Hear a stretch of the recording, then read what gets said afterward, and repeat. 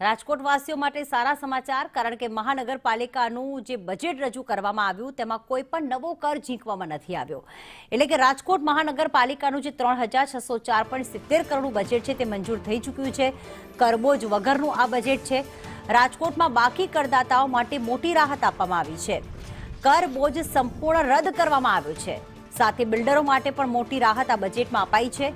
નવા પ્રોજેક્ટમાં 4 હપ્તે કર ભરવાનો રહેશે. આરએમસીને 100 કરોડની આવક થશે. બજેટમાં કોઈ જ નવી યોજનાઓ પણ અત્યારે ઉમેરવામાં આવી છે. દિવેશ અમારી સાથે જોડાઈ ગયા છે. દિવેશ, રાજકોટવાસીઓને કેટલો લાભ થશે? બિલ્ડર્સ અને કરદાતાઓ માટે ખાસ મોટા સમાચાર સામે આવ્યા છે. કઈ નવી યોજનાઓ અમલમાં મૂકવામાં આવી આ બજેટમાં?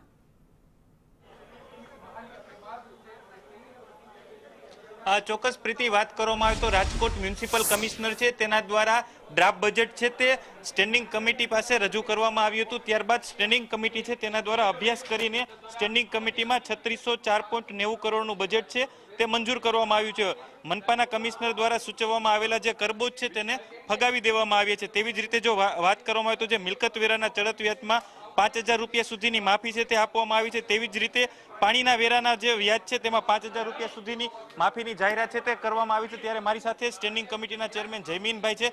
જયમીનભાઈ, શું કહેશો, જે આ બજેટ રજૂ કરવામાં આવ્યું છે તેમાં કઈ કઈ રાહત આપવામાં આવી છે?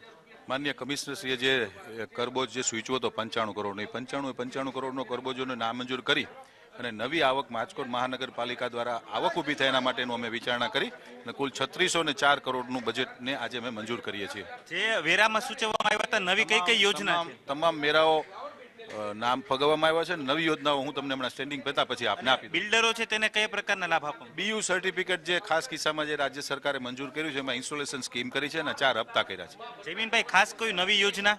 ઘણી બધી યોજનાઓ છે. અધિકારીની મારી સ્ટેન્ડિંગ પતે પછી તમને આપી દઈશ. કુલ 21 યોજનાઓ છે.